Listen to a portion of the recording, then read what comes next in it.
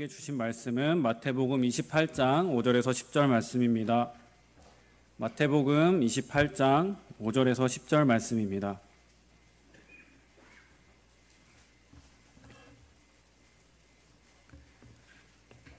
제가 봉독해 드리도록 하겠습니다. 천사가 여자들에게 말하여 이르되 너희는 무서워하지 말라. 십자가에 못 박히신 예수를 너희가 찾는 줄을 내가 아노라. 그가 여기 계시지 않고 그가 말씀하시던 대로 살아나셨느니라. 와서 그가 누우셨던 곳을 보라. 또 빨리 가서 그의 제자들에게 이르되 그가 죽은 자 가운데서 살아나셨고 너희보다 먼저 갈릴리로 가시나니 거기서 너희가 배우리라 하라. 보라, 내가 너희에게 일렀으니라 하거늘. 그 여자들이 무서움과 큰 기쁨으로 빨리 무덤을 떠나 제자들에게 알리려고 다름질할세. 예수께서 그들을 만나 이르시되 평안하냐 하시거늘 여자들이 나아가 그 발을 붙잡고 경배하니 이에 예수께서 이르시되 무서워하지 말라. 가서 내 형제들에게 갈릴리로 가라 하라. 거기서 나를 보리라 하시니라. 아멘. 엘림교회 심우하시는 박병호 목사님 나오셔서 갈릴리로 가라는 말씀 제목으로 말씀 나눠주시겠습니다.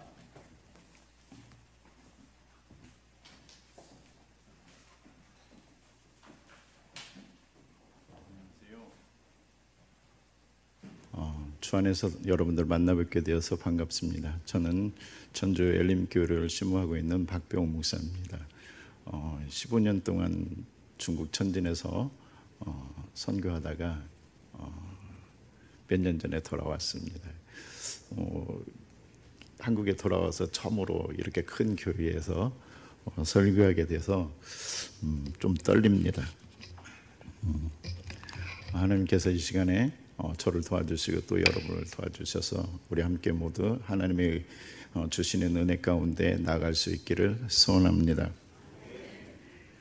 예수님께서 그 부활하시기 전에 먼저 마리아가 또 그 동료들이 함께 무덤에 가게 됩니다. 그곳에서 이 천사를 만나게 되고 또 천사가 그들에게 이릅니다. 너희는 갈릴리로 제자들에게 가서 갈릴리로 가라고 그렇게 일러 주어라 그렇게 말씀하고 또 잠시 후에 예수님을 만나서 또 그 여자들에게 다시 갈릴리로 가라고 그렇게 말씀하십니다. 이렇게 말씀하시는 이유가 있겠죠. 성경에 보면 누가복음에 보면 그 이유에 대해서 조금 이렇게 힌트가 주어져 있습니다. 누가복음 24장 5절 말씀에 보면 여자들이 두려워 얼굴을 땅에 대니 두 사람이 이르러 어찌하여 살아있는 자를 죽은 자 가운데서 찾느냐. 여기 계시지 않고 살아나셨느니라. 갈릴리에 계실 때에 너희에게 어떻게 말씀하셨는지를 기억하라. 갈릴리에 있을 때 너희에게 어떻게 말했는지를 먼저 기억하라 그렇게 말씀하십니다. 그리고 이르시기를 인자가 죄인의 손에 넘겨져 십자가에 못 박히고 제3일에 다시 살아나야 하리라 하셨다 한데 그들이 예수의 말씀을 기억하고 분명히 예수님께서 갈릴리에 계셨을 때에 제자들에게 그리고 오늘 또 예수님을 만나고 있는 마리아에게 말씀하신 것은 바로 십자가에 못 박히시고 다시 제3일 만에 부활하시리라 라는 그 말씀을 하셨음을 다시 일깨워주고 있습니다. 그렇습니다. 우리가 그물을 이렇게 던질 때에 그물에서 가장 중요한 게 뭐냐면 별이거든요.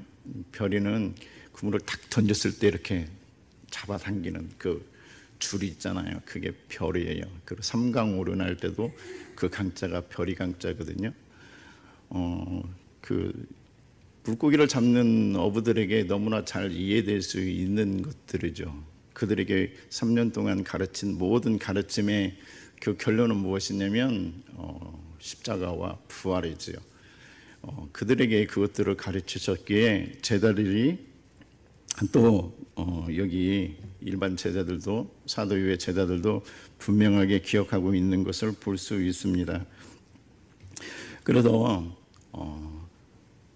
우리들은 이 갈릴리로 가라고 하시는 말씀의 그 이유에 대해서 조금 알게 됩니다. 누가복음 5장 8절에 보면 갈릴리에서 처음 그 베드로가 예수님을 만나게 됩니다. 밤새도록 수고했는데 그 고기를 한 마리도 못 잡았어요. 근데 깊은데 그물을 던져라 하니까 베드로가 우리가 밤새도록 우리가 고기를 낚는데 푸르지만 그래도 말씀에 의지해서 그물을 던지겠습니다 해서 그물을 던지지요.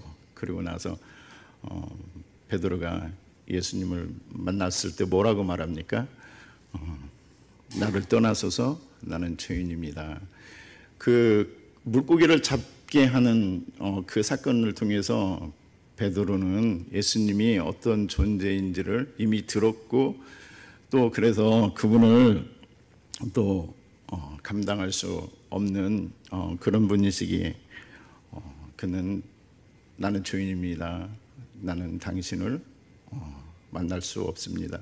당신을 볼 수 없는 사람입니다. 당신은 거룩하신 하나님의 아들이십니다. 라는 그런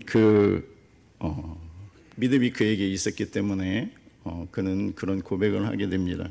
그리고 마태복음 4장에 보면 본격적으로 그 베드로와 제자들을 부르는 그 사건들이 기록되어 있습니다. 그곳이 어디냐면 바로 갈릴리죠.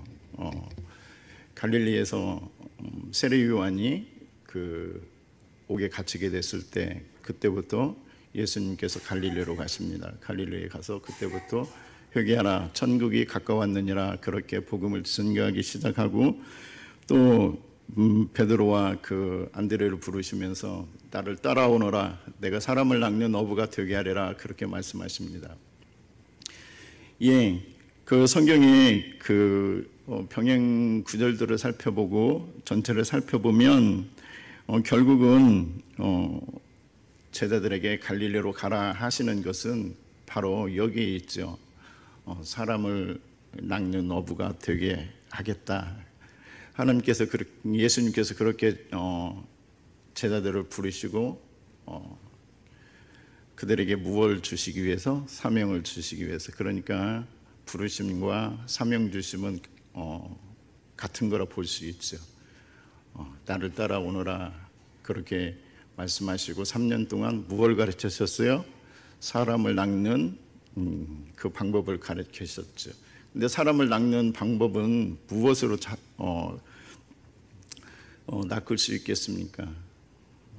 이 갈릴리라는 그 지명의 그 뜻은 여러 가지 뜻들이 있습니다. 반지라는 뜻도 있고 여러 뜻들이 있지만 그 중에 하나는 골이라는 뜻이 있습니다. 그 물고기를 낚는데 가장 중요한 게 뭐겠어요? 골이죠. 낚시가 가장 중요하죠. 저도 손이 동서를 따라서 낚시를 몇 번 다녀봤는데 고기가 잘 잡히다가도 어느 시간이 되면 잘 안 잡혀요. 그러면 저는 초짜니까 왜 안 잡히는지 모르겠다고 투덜거리면 와서 봐주죠. 이 낚시가 펴졌잖아. 낚시가 펴지면 안 잡혀. 그러는 거예요. 예. 우리가 사람을 낚는 어부가 되려고 하면 제일 먼저 우리에게 준비해야 될 것이 있다면 그런 언신의 삶을 살려고 할 때 가장 먼저 준비해야 될 것이 있다면 그건 말씀이죠. 제가 약 10년 정도 그렇게 비즈니스 선교를 했어요. 어떤 비즈니스를 했냐면 빵집을 했어요. 베들레, 보리헝. 그러니까 중국 사람들이 너무 그냥 탁 알아듣더라고요. 그냥 그래서 어떤 사람들은 막 와서 저를 가르치려고 그래요. 너 예수 믿는 사람이지? 막 그러면서 막 친한 체를 하고 그래서 쉽게 그들과 대화도 해보고 그런 적이 있는데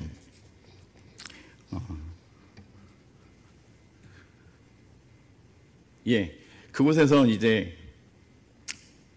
그 정식 직원이 있고 하루 종일 풀타임으로 하는 직원이 있고 또 오후 4시부터 알바를 하는 학생들, 대학생들을 그 2명씩을 썼어요.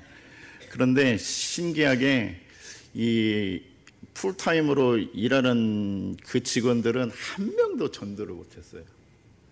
그런데 그와 반대로 그 4시부터 와서 9시까지 근무하는 알바들은 거진 90% 이상 전부 다 그 전도를 했어요. 그들을 낚았거든요.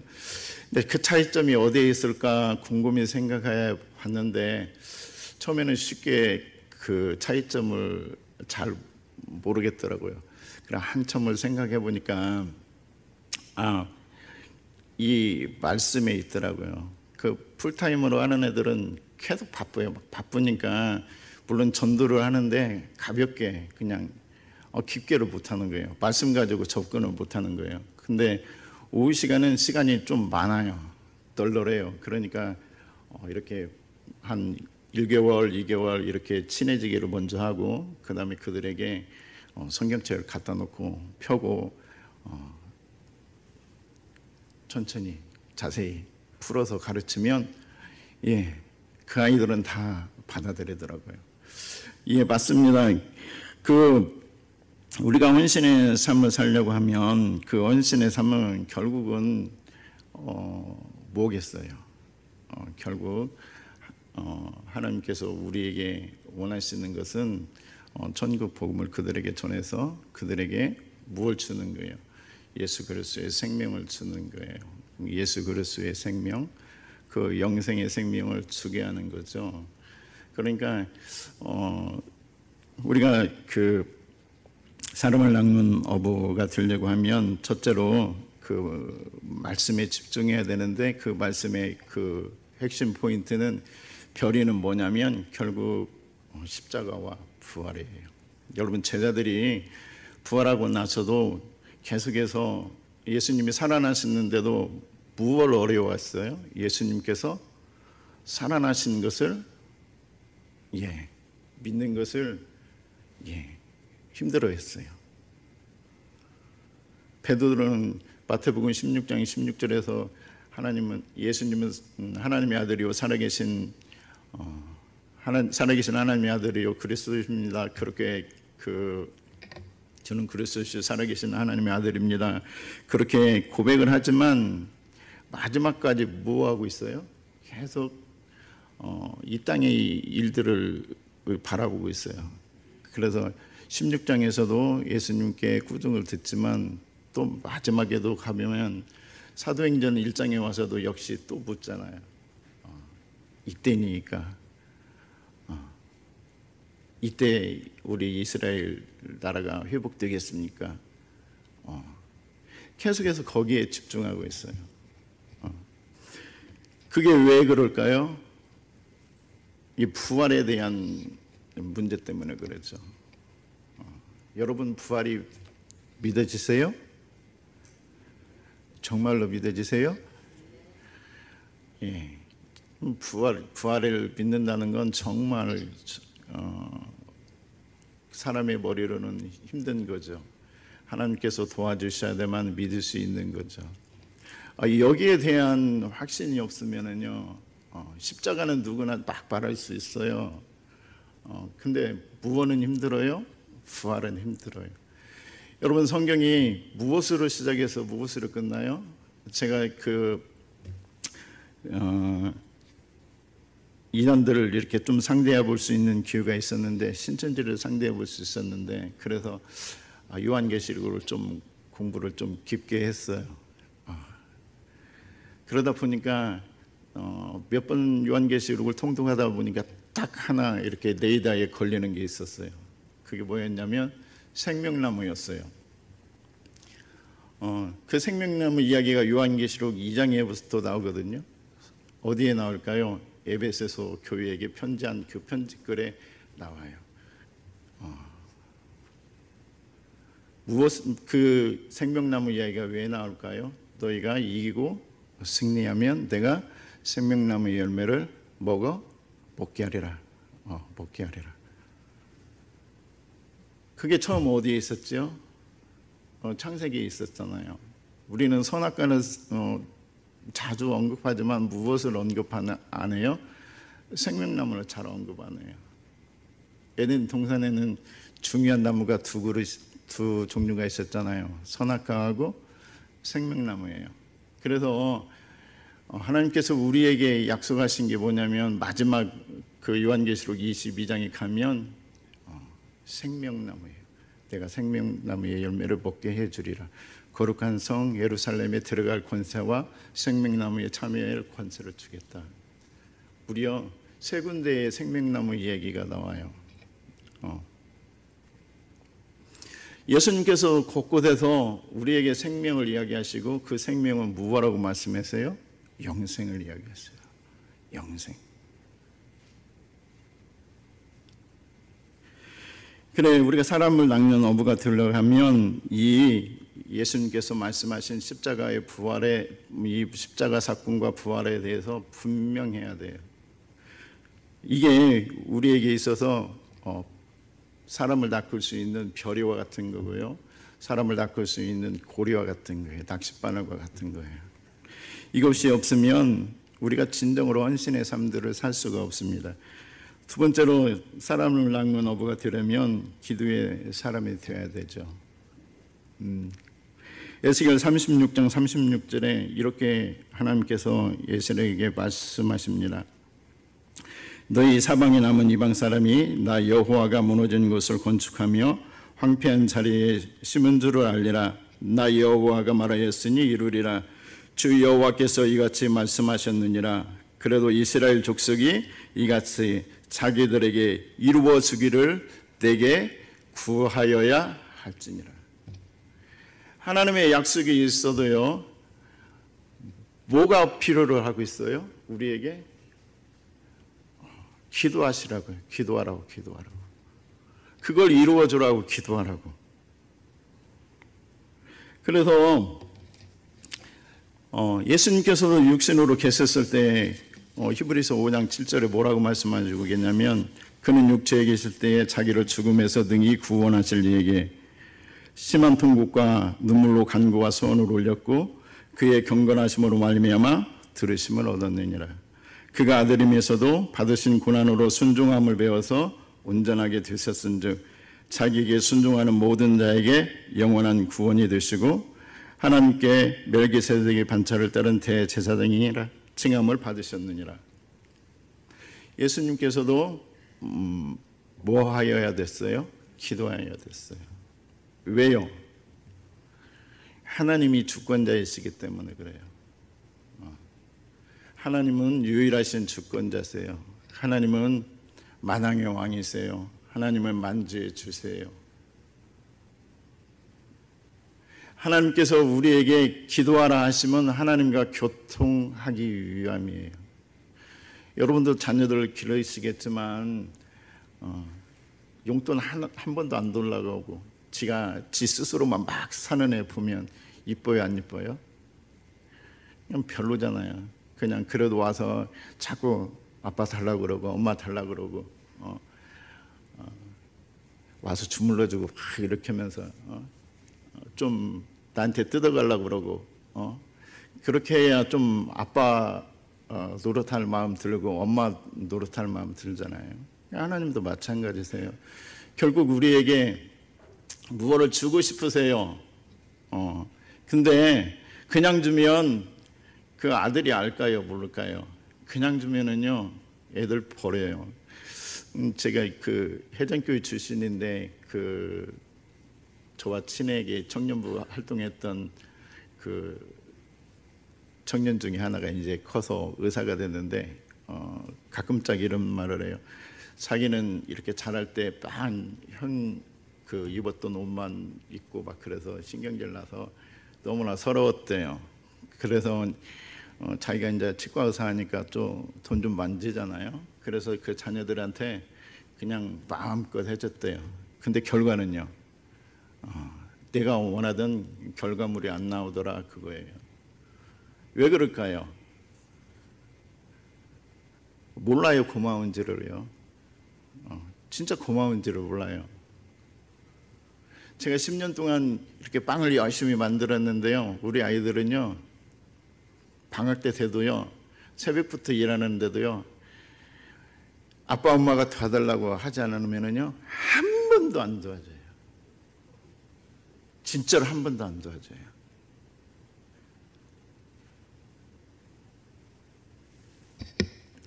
예, 우리가 하나님께 기도해야 되는 이유들은 여러 가지 있지만 그래도 하나님께서 우리에게 기도하라 하시는 이유는 무엇 때문에 그럴까요? 우리가 교제하고 싶으신 거예요. 우리와 함께 뭐 하고 싶어 하신다고요? 예, 사귀고 싶어 하시고 대화하고 싶고 소통하고 싶다는 거예요. 그리고 하나님은 우리에게 늘 기도하라 하셨고 우리가 좀 속상해 할 정도로 그렇게 쉽게 뭘 주시지를 않아요. 그럼에도 불구하고 우리가 하나님 세월이 지나고 나면 하나님이 나를 사랑해서 이런 결과들을 주셨구나, 이렇게 나를 애태우셨구나 하는 결과들을 시간이 지나면 알지요. 세 번째, 사람을 낚는 어부가 되려면 반복의 사람이 되어야 됩니다. 뭐든지 반복해야 실력이 늘죠. 말씀도 반복해야 되죠. 계속 반복해야 돼요. 저는 김동훈 목사님을 참 좋아하는데 김동훈 목사님이 늘 말씀하시는 게 있어요. 자기는 설교를 반복했는데요. 나는 이 설교를 몇 번 반복하는지 모르겠대요. 좀 어떤 때는 약간 좀 뻔뻔하지 않으신가 하는 느낌도 드는데요. 그분은 자기 그 철학이 분명히 가지고 계세요. 내 교인들을 나는 살리고 싶다는 거예요. 그렇게 안 하면 내 설교를 교인들이 기억할 수가 없다는 거예요. 그래서 당신은 계속 반복한대요. 그럼 모든 것들이 결국은 반복해야 되죠. 말씀도 반복해야 되죠. 계속해서 반복할 때만 뭐가 연결이 되죠. 이렇게 성경이 서로 어떻게 돼요? 크로스돼서 구약과 신약이 연결되고 신약 안에서 신약이 연결되고 막 그러는 거잖아요. 그래서 이제 장성한 자가 되면 뭘 하게 돼요? 지각을 사용하게 돼요. 여러분, 우리는 그 한 예로 아브라함의 이야기를 들 수가 있는데요. 우리는 그 아브라함이 그 모리아산에 그 자기 아들을 드리는 이야기들을 많이 들었고 또 보았고 그랬잖아요. 근데 어느 날 히브리서를 읽다 보니까 거기에 대한 해석이 이렇게 나오더라고요. 그래서 이제 제 나름대로는 그게 이해가 됐어요. 그렇지. 그러니까 아들을 드릴 수 있지. 그건 뭐냐면 아브라함은 정말 어렵게 아들을 얻었잖아요. 자기도 자기 몸이 죽은 줄을 분명하게 자기도 확인을 했고 자기 아내도 몸이 죽은 거를 분명하게 확인을 했어요. 그리고 나서 아들을 얻었어요. 그리고 아들을 주실 때 그냥 주신 게 아니잖아요. 그죠? 그를 통해서 모든 민족들이 복을 받게 하시겠다 하는 그런 약속과 함께 주셨어요. 근데 그 아들을 번제로 드리래요. 근데 성경에 보면 뭐 다른 이야기가 없이 그냥 드리러 가잖아요. 근데 히브리서에는 어떻게 그렇게 해석하고 있냐면 아브라함은 하나님께서 자기에게 분명하게 맹세로 이걸 약속하셨다는 거예요. 이삭을 약속하셨다는 거예요. 이 이삭만 너의 뭐라고? 씨라고. 이 이삭을 통해서만 내가 만민에게 복을 주겠다고, 이방에게 복을 주겠다고 그랬었어요. 그런데 이 아이를 바치라고 하면 뭐가 있다는 거예요? 뭐가 있겠어요?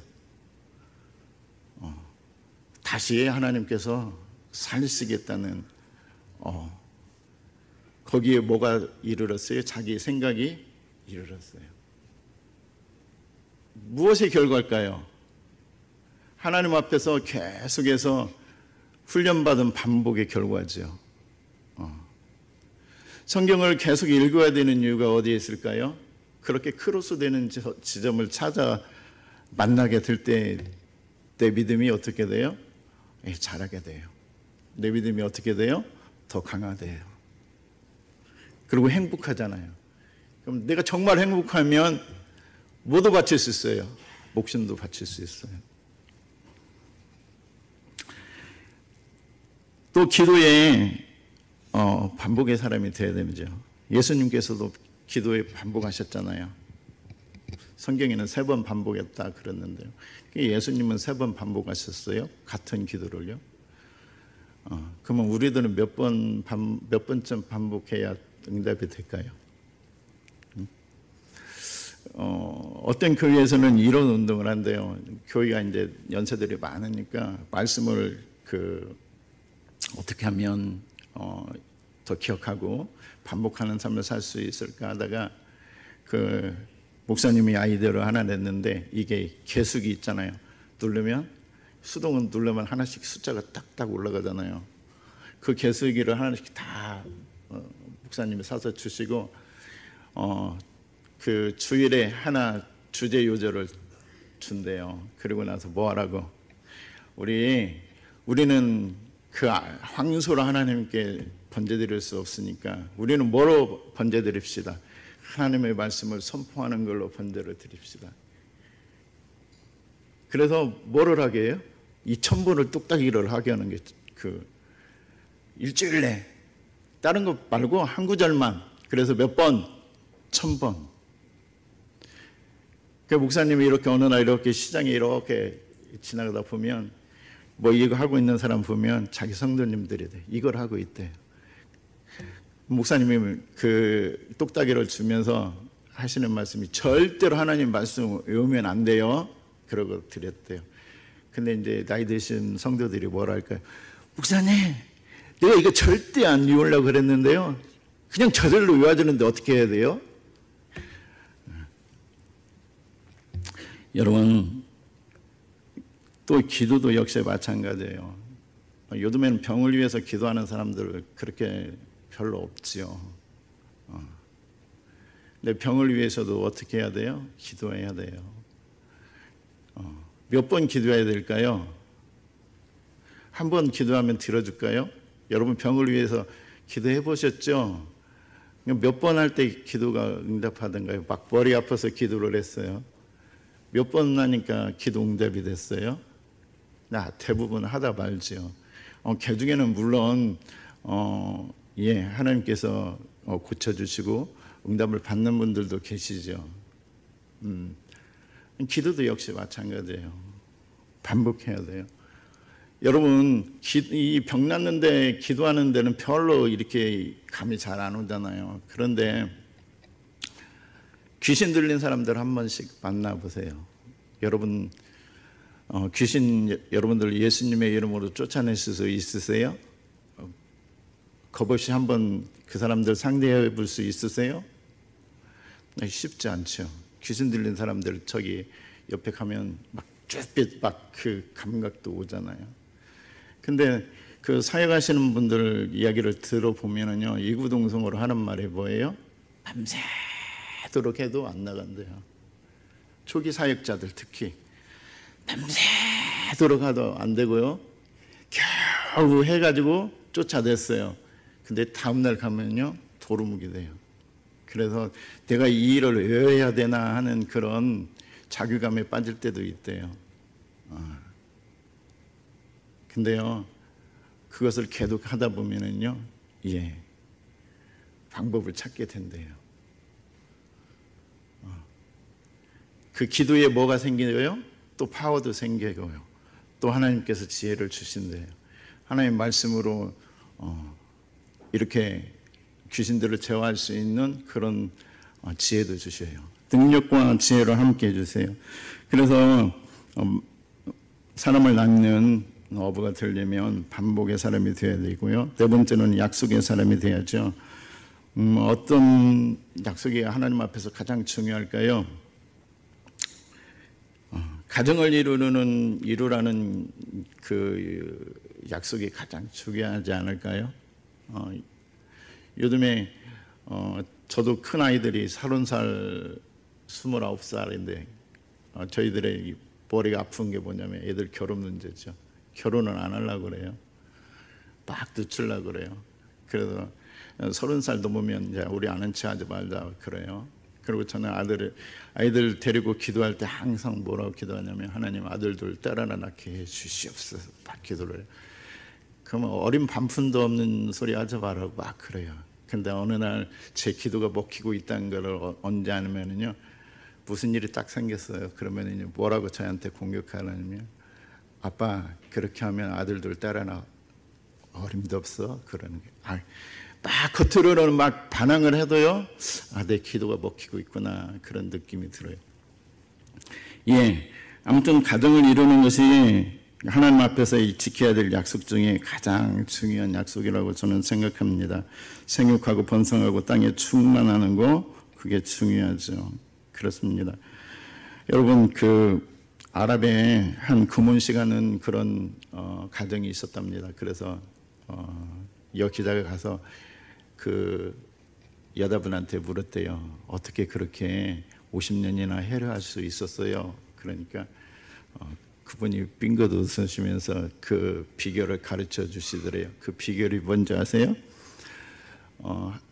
이제 잘생긴 남편과 함께 결혼식을 하고 신혼여행을 낙타를 타고 갔대요. 낙타를 타고 한참 가는데 낙타가 갑자기 절푸석 주저앉았대요. 그러니까 어떻게 되겠어요? 그 신랑이 저쪽 가서 뚝 떨어지잖아요. 그러니까 그냥 다른 사람 같으면 난리 막 그 난리를 피웠을 텐데 툭툭 떨고 다시 이 낙타를 향해서 그러세요. 한번 그러더래요. 한참을 갔는데 이놈 낙타가 또 장난을 쳐가지고 또 툭 떨어졌대요. 근데 이번에도 크게 별 반응 안 보이고 툭툭 털고 낙타한테 가더니 2번 그러더래요. 그래 또 한참을 갔어요. 그런데 또 이놈의 낙타가 또 떨궜어요. 그러니까 이 허리춤에서 총을 꺼내가지고 낙타로 빵 쏴가지고 죽여버렸대요. 그 신부가 놀랬게요, 안 놀랬게요? 놀랬죠. 그래 이제 부부들이 살다 보면 부부싸움 해요, 안 해요? 해죠. 그래 막 이제 열받게 하면 한 번 그런데요. 그래서 두 번 여기까지 오면 이제 더 이상 그 잔소리 안 는데요. 여러분, 이거는 그 제대로 된 그런 그 부부 관계가 아니죠. 부부의 사랑이 아니죠. 진짜 부부는요, 내가 사랑하는 사람이라면은요, 내 자존심을 바칠 수 있는 그런 여자가 진짜 내가 사랑하는 여자죠. 이런 마음이 없으면 결혼하는 거 고려해 봐야 돼요. 그런데 요즘 청년들이 이런 마음이 한 개도 없더라고요. 우리 아이가 좀 얼굴이 조금 잘생겼다고 여자친구들을 계속 바꿨어요. 천진에서 몽골로 유학을 가는데 그 영어학교로 유학을 가는데 여자친구를 딱 정리하고 가더라고요. 또 거기에 MIU 그 고등학교에서 또 여자친구를 사귀었어요. 예쁘더라고요. 횟집도 한대요. 그래서 저도 좀 기대를 했죠. 아들 덕분에 회 좀 얻어먹을 수 있나? 근데 좀 가니까 또 정리를 했대요. 왜 그랬니? 그랬더니요, 이 자기보다 연상이었는데 자기하고 무슨 이렇게 트러블이 있으면 그걸 가지고 다 누나들하고 이야기를 하는데 자기 친구들하고, 그게 제 아들한테는 누나뻘 되는 애들이잖아요. 그러면 걔네들이 와서 코치를 하는데, 영훈아 그렇게 하면 안 되지 막 그런데요. 그러면 우리 아들이 그 이야기를 들으면 열이 뻗쳐가지고 못 살겠대요. 그래서 딱 또 정리를 하더라고요. 그래 이제 그 대학을 가게 됐어요. 한국 항공대 교통물류, 항공물류를 갔는데 이제 또 예쁜 아가씨를 하나 1학년 때부터 사귀었어요. 그래 1학년 마치고 그 여자친구 때문에 서울에서 또 그 의경을 했어요. 그 3년 동안 그 아이가 다 이렇게 케어를 다 해줬거든요. 근데 한 몇 개월 남았는데 우리 아들이 그런 거예요. 이걸 갈아타야 되나? 막 그러는 거예요. 그래서 제 아들이, 야, 이 새끼야, 너는 진짜 못됐다. 너 그러면 안 되지. 너 그 처음부터 훈련소에 있을 때부터 그렇게 다 챙겨주고 그랬는데 그러면 안 되지 마. 그랬어요. 근데 이제 그러고 나서 얼마 못 가가지고 지가 그 아가씨한테 채이더라고요. 너무나 꼬숩더라고요. 이 새끼 잘 됐어, 새끼야.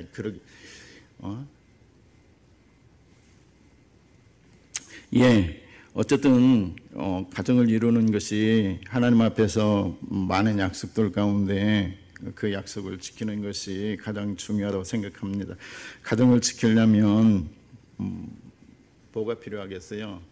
직장이 필요하잖아요. 저는 그 한국 국제학교에 가서 잠깐 그 아이들 직업훈련을 할 수 있는 기회가 있었는데, 그때 세 가지로 제가 이렇게 말을 했어요. 야, 가정을, 직업이 진짜 중요한 이유는 뭐냐면, 가정을 건강하게 세우려고 하면 직업이 있어야 돼.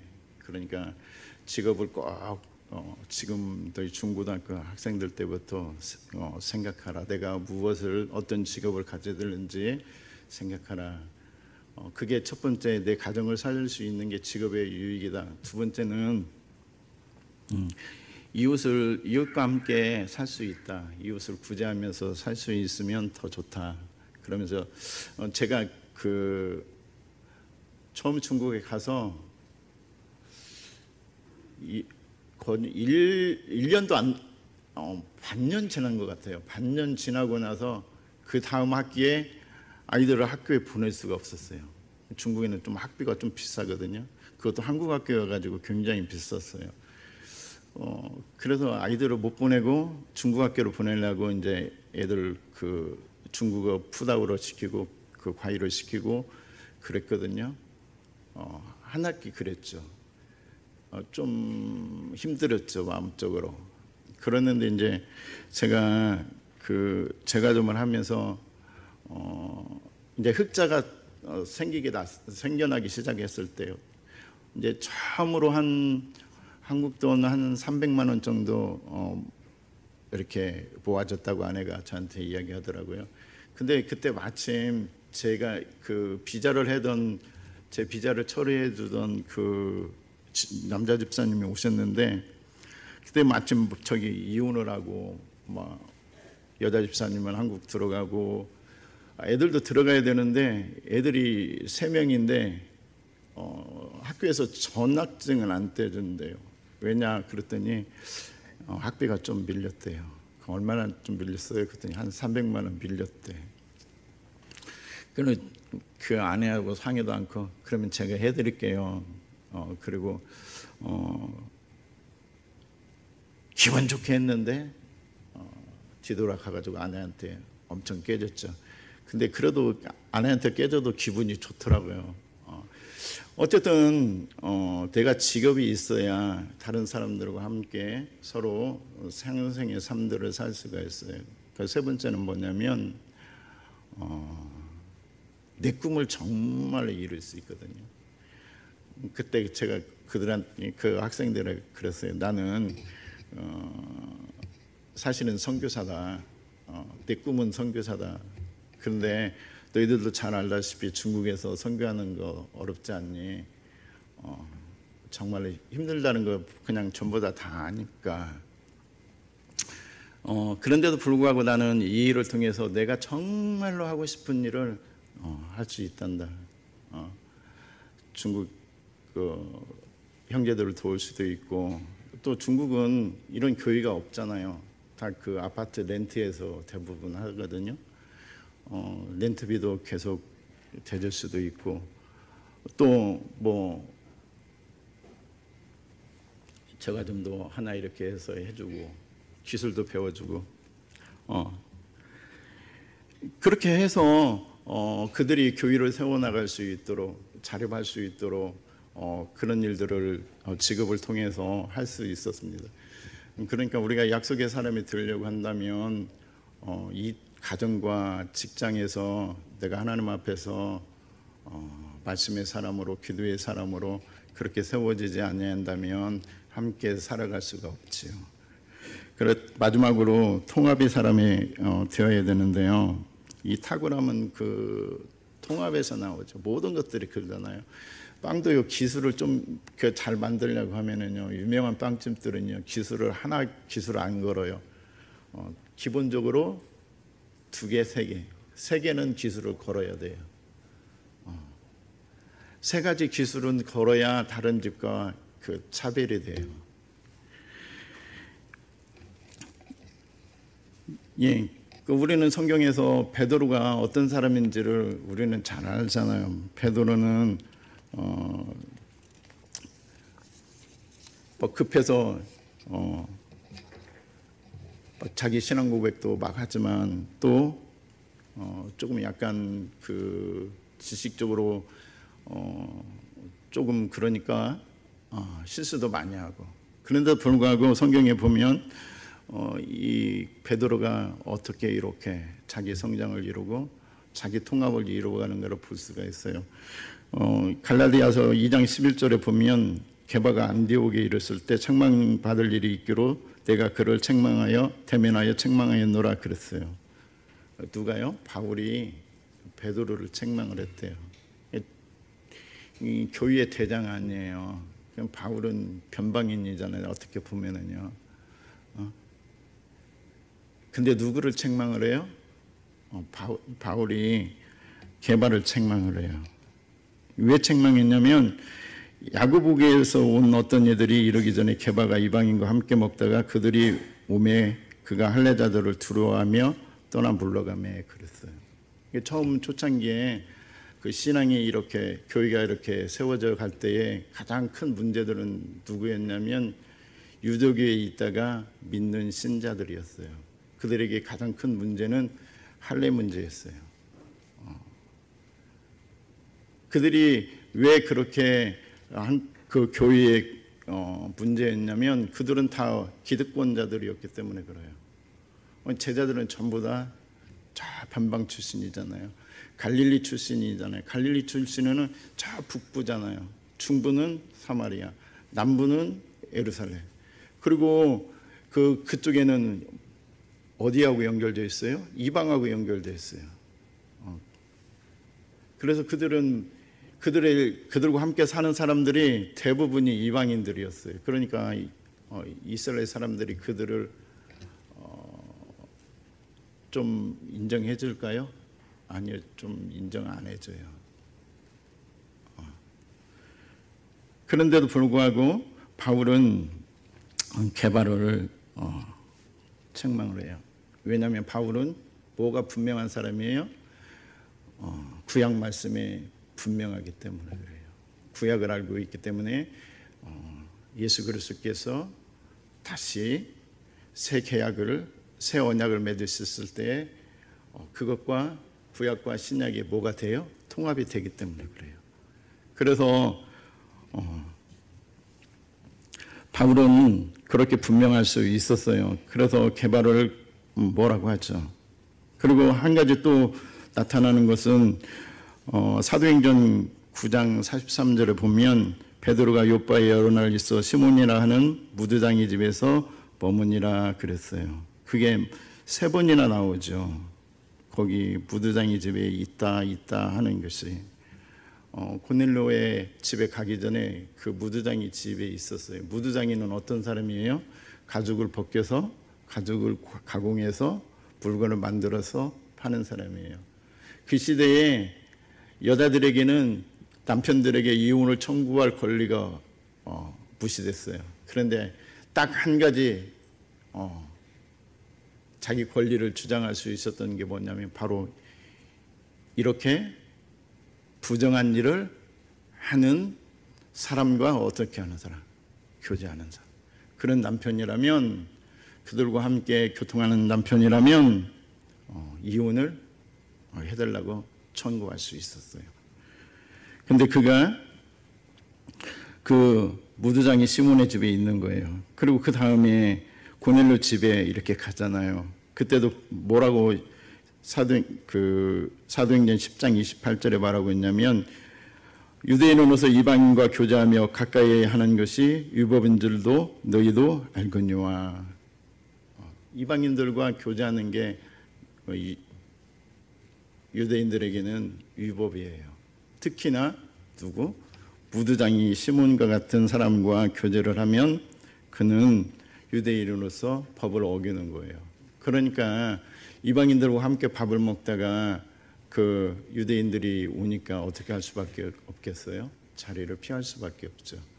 근데 그 자리를 피할 때에 그는 그냥 개인이 아니잖아요. 그거를 옆에 있는 사람들이 다 어떻게 해요? 보잖아요. 그리고 시험에 들게 돼요. 그런 사람이었는데 베드로가 이제 자기 통합을 이루고 어떤 사람들을 앞에서도 이방인들에게 예수 그리스도의 복음을 전하는 것이 하나님의 뜻이라고 분명하게 당당하게 말할 수 있었습니다. 그래서 그 사도행전 11장 18절에 보면 그들 앞에서 말을 하잖아요. 그들이 그 말을 다 하니까 그들이 이 말을 듣고 잠잠하여 하나님께 영광을 돌려 이르되 그러면 하나님께서 이방인에게도 생명 얻는 회개를 주셨다. 그때서야 예루살렘 교회의 유대인 신도들이 베드로를 어떻게 해요? 받아들이게 돼요. 그리고 그 뒤로부터 베드로는 유대인들뿐만 아니라 이방인들도 그렇게 선교할 수 있는 사람이 되었습니다. 여러분, 우리가 어떤 직업을 가지고 살아가든 어떤 자리에서 살아가든 우리에게 가장 필요한 것은 무엇이겠습니까? 하나님 앞에서 헌신하는 삶이죠. 헌신하는 삶은 무슨 굉장한 일을 해야만 되는 게 아니고 일상에서 하나하나 그 복음을 위해서 수고하는 삶이에요. 그냥 차근차근 하나씩 하나님 앞에서 어떻게 하는 삶, 말씀 안에서 더 깊어지는 삶, 기도를 더 많이 반복을 해서 기도에 깊어지는 사람. 그래서 하나님의 사랑의 넓이와 길이와 높이와 깊이를 깨닫는 사람. 그래서 두렵고 떨림으로 하나님의 구원을 이루어가는 사람이 바로 헌신의 삶을 살아가는 사람이라고 말할 수 있겠습니다. 마지막으로 저는 시편 119편 56절 한 절로 여러분들에게 헌신의 삶은 살아야 되는 이유에 대해서 말씀드리겠습니다. 시편 119편 56절에 보면 무슨 말씀이 있냐면 내 소유는 이것이니 곧 주의 법도들을 지킨 것이니이다. 여러분, 무엇만 나의 소유가 돼요? 하나님의 말씀을 지킨 것만 나의 소유가 돼요. 그래서 잠언 22장 4절에 겸손과 여호와를 경외함의 보상은 재물과 영광과 생명이니라. 하나님께서 우리에게 우리의 수고들을 기억하시고 우리의 겸손과 우리의 기도와 우리의 말씀의 수고를 기억하시고 상 주시는데 재물과 영광과 생명을 주신다고 우리에게 그렇게 말씀하십니다. 우리가 하나님 앞에서 가장 큰 상이 있는데 그거는 생명이죠. 영생하는 영생의 복입니다. 우리 모두 다 하나님 앞에서 헌신한 삶을 통해서 이 영생복을 받아 누리는 저와 여러분 되기를 주님의 이름으로 축복합니다.